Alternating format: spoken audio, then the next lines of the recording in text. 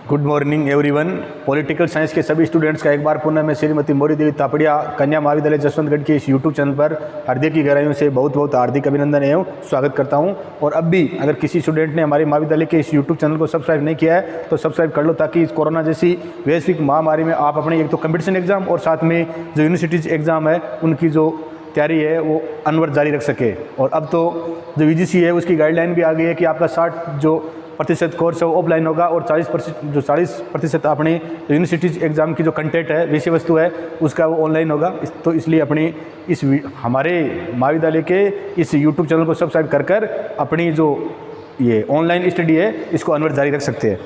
हमारी जो आज की क्लास है वो BA फर्स्ट ईयर की पॉलिटिकल साइंस की भारतीय राजनीतिक विचारक इंडियन पॉलिटिकल थिंकर्स है। इसमें हम महात्मा गांधी, मोहनदास करमचंद गांधी है, जिनका जन्म 2 अक्टूबर 1869 को पोरबंदर गुजरात में हुआ था। ये सारी बातें हम प्रीवियस वीडियो में चर्चा कर चुके हैं। आज हम महात्मा गांधी की जो सत्याग्रह का जो विचार है महात्मा गांधी का क्या है, तो महात्मा गांधी का जो सत्याग्रह इसका से है सत्य का आग्रह।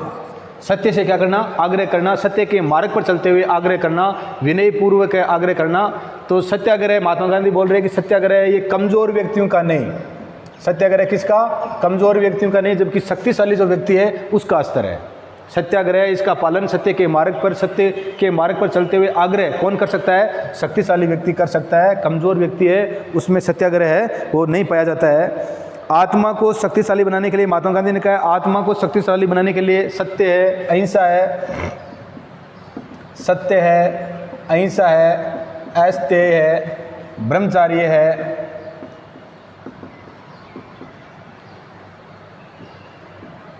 है। तो महात्मा गांधी बोल रहे हैं कि जो सत्याग्रह है वो शक्तिशाली व्यक्ति का स्तर है। आत्मा को शक्तिशाली बनाने के लिए व्यक्ति को सत्य है, अहिंसा है, अस्तेय है, अपरिग्रह है और ब्रह्मचर्य का पालन करना चाहिए। गांधी जी के अनुसार शक्तिशाली का आशय आत्मिक रूप से, गांधी जी के अनुसार जो शक्तिशाली का उसका अर्थ क्या होता है? आत्मिक रूप से शक्तिशाली होना। महात्मा गांधी जी बोल रहे हैं कि सत्याग्रह के माध्यम से अपन सत्य है, अहिंसा है, अपरिग्रह है, अस्तेय है, ब्रह्मचर्य है, इनका पालन करते हुए हमारे को हमारी जो आत्मा है उसको क्या करना है? मजबूत करना है। और हमारे को आत्मिक रूप से क्या होना है? शक्तिशाली होता है, न कि भौतिक रूप से। तो शक्ति हमारी क्या होनी चाहिए? आत्मा में होनी चाहिए। हम आत्मिक रूप से, हम आंतरिक रूप से क्या होना चाहिए? मजबूत होने चाहिए। ये महात्मा गांधी सत्याग्रह के बारे में बता रहे हैं।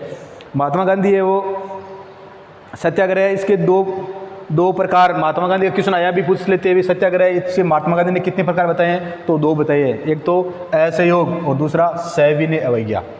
महात्मा गांधी ने छोटा वाला क्वेश्चन पूछ ले कि महात्मा गांधी ने जो सत्याग्रह है उस सत्याग्रह के कितने प्रकार बताए, तो 2 प्रकार बताए। ये असहयोग महात्मा गांधी ने सबसे पहले 1919 या 1920 और अगस्त 1920 से उन्होंने क्या चलाया था? असहयोग आंदोलन चलाया था। क्या चलाया था? असहयोग आंदोलन की ब्रिटिश सरकार का हमारे को किसी प्रकार से क्या नहीं करना है? सहयोग नहीं करना है। और उसको आंदोलन को 5 फरवरी 1922 था, उसमें जो चोरी चोरा जो कांड हुआ था उत्तर प्रदेश में, जो जगह है गोरखपुर के पास में, और उसके कारण हिंसक रूप लेने के कारण उन्होंने क्या कर दिया था? असहयोग आंदोलन है उसको क्या कर दिया था? 11 फरवरी को है वो उसको वापस ले लिया था। तो इस कारण जो असहयोग है महात्मा गांधी है वो सत्याग्रह के 2 रूप बताते हैं। एक तो असहयोग, दूसरा सविनय अवज्ञा। ये इन्होंने हेनरी डेविड थोरो से लिया था। कौन सा? सविनय अवज्ञा, मतलब विनय पूर्वक क्या नहीं करना? आज्ञा है उसको नहीं मानना। ठीक है। तो ये सत्याग्रह के महात्मा गांधी ने 2 रूप बताए। असहयोग 1919-20 में और अगस्त 1920 में शुरू हुआ था। वो जो चोरी कांड होने के कारण उन्होंने वापस ले लिया था। सविनय अवज्ञा आंदोलन महात्मा गांधी का हम जो नमक आंदोलन पढ़ते हैं, उन्होंने जो 1930 अप्रैल में उन्होंने मार्च से लेकर और 6 अप्रैल 1930 तक इन्होंने जो दांडी नामक से अपने साबरमती आश्रम से शुरू करके अपनी यात्रा और दांडी नामक समुद्र तट पर पहुंचकर और नमक कानून बनाकर इसने क्या किया था? सविनय अवज्ञा है इस आंदोलन का पालन किया था। तो पूछ ले क्वेश्चन, जो ये सत्याग्रह इसके कितने प्रकार है? 2 प्रकार, असहयोग और सविनय अवज्ञा। अब नकारात्मक रूप में असहयोग का आशय है सहयोग न करना। नकारात्मक रूप में, निषेधात्मक रूप में असहयोग, ये जो असहयोग है इसका आशय क्या होता है? सहयोग नहीं करना। सहयोग मतलब ब्रिटिश सरकार का या जो हमारे ऊपर सरकार है उसी का किसी भी क्षेत्र में, चाहे वो राजनीतिक हो, चाहे वो आर्थिक हो, चाहे वो न्यायिक हो, चाहे कोई सही क्षेत्र हो, उसका क्या नहीं करना? सहयोग नहीं करना। और सकारात्मक रूप में असहयोग का आशय है स्वावलंबी बनने का कार्य करना खुद है सकारात्मक। नकारात्मक रूप में तो हमारे को जो भी हमारे ऊपर शासन कर रही है उसमें ब्रिटिश सरकार थी तो उसका सहयोग नहीं करना है, जबकि सकारात्मक रूप में खुद को क्या करना है, खुद को स्वावलंबी बनने के कार्य करना, मतलब परावलंबी नहीं रहना है, दूसरे पर निर्भर नहीं रहना है। किस पर निर्भर होना है, खुद पर निर्भर होना है। तो स्वावलंबी बनने का कार्य करना, रचनात्मक कार्यों में सहयोग करना, अपनी जो मस्तिष्क है, अपना जो मन है, इसको किस कार्यों में लगाना, रचनात्मक कार्यों में लगाना, ताकि हम स्वावलंबी बन जाए और हम किसी के ऊपर क्या नहीं रहे, दूसरे पर निर्भर नहीं रहे। चरखा, जिस प्रकार से चरखा चलाना है, सूत काटना है। राष्ट्रीय शिक्षा पर महात्मा गांधी ने क्या दिया था, राष्ट्रीय शिक्षा पर बल दिया था कि शिक्षा वो क्या होनी चाहिए, राष्ट्रीय शिक्षा होनी चाहिए, शिक्षा एक होनी चाहिए, शिक्षा वो अनिवार्य होना चाहिए, शिक्षा वो मातृभाषा में दी जानी चाहिए। तो राष्ट्रीय शिक्षा पर बल दिया था। स्वदेशी का महात्मा गांधी ने क्या किया था, स्वदेशी का समर्थन किया था। महात्मा गांधी ने स्वदेशी का समर्थन किया और समाज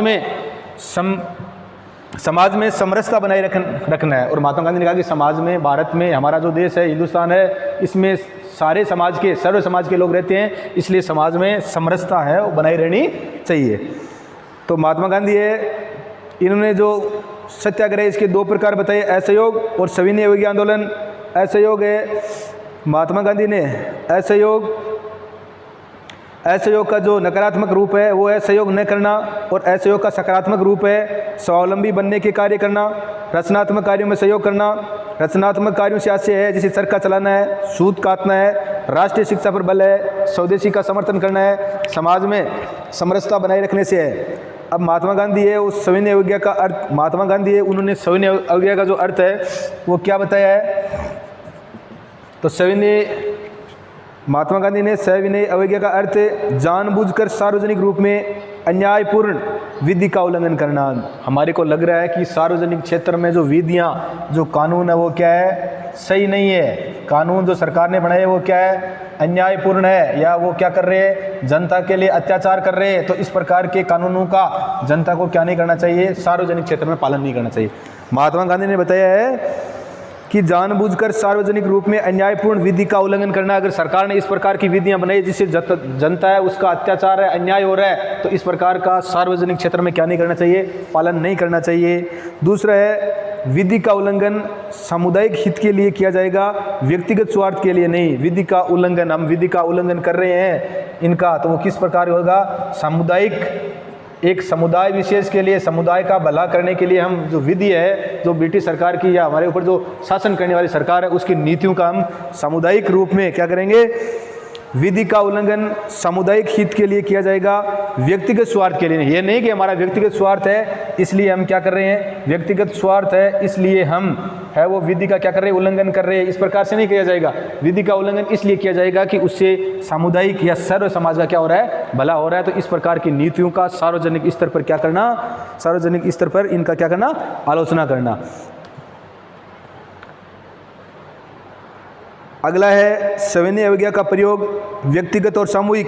और सविनय अवज्ञा इसका प्रयोग व्यक्तिगत, सविनय अवज्ञा का प्रयोग व्यक्तिगत और सामूहिक दोनों ही क्षेत्रों में या दोनों ही पक्षों में किया जा सकता है। महात्मा गांधी ने जो सत्याग्रह के दो प्रकार बताए, असहयोग और सविनय अवज्ञा, तो सविनय अवज्ञा का प्रयोग है वो व्यक्तिगत और सामूहिक दोनों ही क्षेत्रों में इसका क्या किया जा सकता है, दोनों ही क्षेत्रों में इसका प्रयोग है वो किया जा सकता है, या दोनों रूपों में कर सकते हैं। गांधी जी, हमने पढ़ा था कि गांधी जी 1893 में गांधी जी है वो अफ्रीका गए थे। क्यों 1889 में तो गांधी जी कहाँ गए थे, वकालत की पढ़ाई करने के लिए ब्रिटेन में गए थे। फिर 1891 में कहाँ गए थे, वापस भारत आ गए थे वकालत की पढ़ाई करके। और फिर 1893 में वो अपनी जो वो अब्दुल्ला पोरबंदर की एक कंपनी थी उसका है वो कुछ व्यापार संबंधी काम देखने के लिए कहाँ गए थे, दक्षिण अफ्रीका गए थे। तो 1893 में महात्मा गांधी कहाँ चले गए थे, अफ्रीका चले गए थे। और वहाँ उन्होंने फिनिक्स हमने पढ़ा था, वहाँ उन्होंने फिनिक्स आश्रम की स्थापना की थी। पूछ ले महात्मा गांधी ने फिनिक्स आश्रम की स्थापना है वो कहाँ पर की थी, तो महात्मा गांधी ने फिनिक्स आश्रम की स्थापना कहाँ पर की थी, दक्षिण अफ्रीका में की थी। इस बात का ध्यान रखना है। और कब की थी, 1904 में।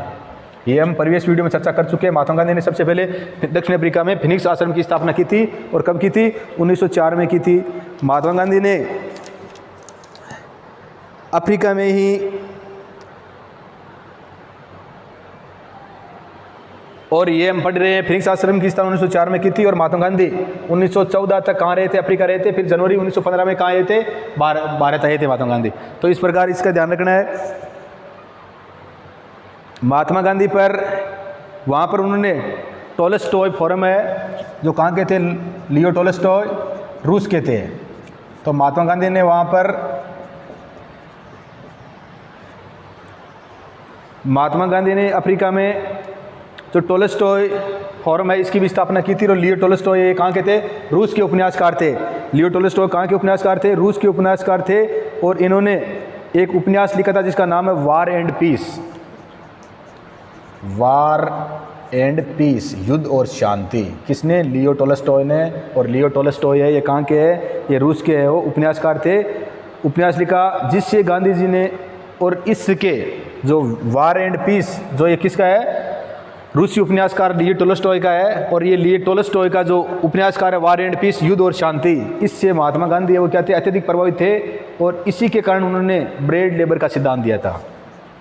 ब्रेड लेबर, ब्रेड का मतलब रोटी और लेबर का मतलब श्रमिक, रोटी और श्रमिक का सिद्धांत दिया था। किससे प्रभावित होकर? वार एंड पीस। और वार एंड पीस किसका है? टोल्स्टॉय का। और वहाँ पर अफ्रीका में उन्होंने किस फोरम की स्थापना की थी? टोल्स्टॉय फोरम की स्थापना की थी। और लिए टोल्स्टॉय ये कहाँ के थे? रूस के थे। और इनका प्रमुख पूछ ले, महात्मा गांधी है, इन्होंने ब्रेड जो लेबर का सिद्धांत है किससे लिया था? तो किससे लिया था? ब्रेड लेबर का सिद्धांत है उन्होंने किससे लिया था? लियो टोल्स्टॉय से लिया था। और लियो टोल्स्टॉय कहाँ के थे? लियो टोल्स्टॉय है वो रूस के थे। उसका उपन्यास का नाम, लियो टोल्स्टॉय के उपन्यास का नाम क्या था? वार एंड पीस है। और इसके वार एंड पीस का मतलब युद्ध और शांति। और इस सिद्धांत से महात्मा गांधी ने ब्रेड और लेबर, ब्रेड रोटी और लेबर का मतलब रोटी और श्रमिक का सिद्धांत दिया था।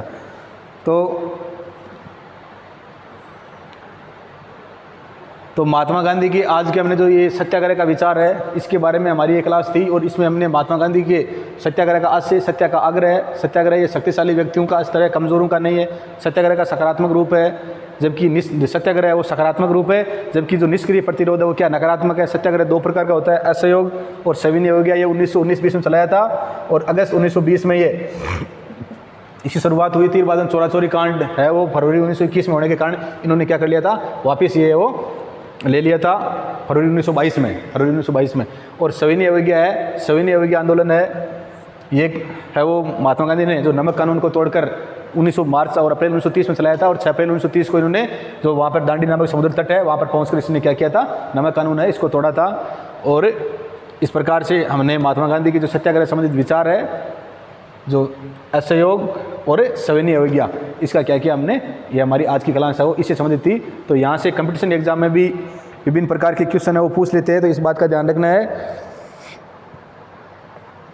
कि महात्मा गांधी ने, तो इस प्रकार से आज की हमारी क्लास है ये महात्मा गांधी की सत्याग्रह से संबंधित विचारों से थी। और मैं आशा करता हूँ कि आपके समझ में आ गया होगा और अच्छी तरह से तैयार कर लेना। वीडियो को लाइक, शेयर और सब्सक्राइब कर देना। जय हिंद, जय भारत।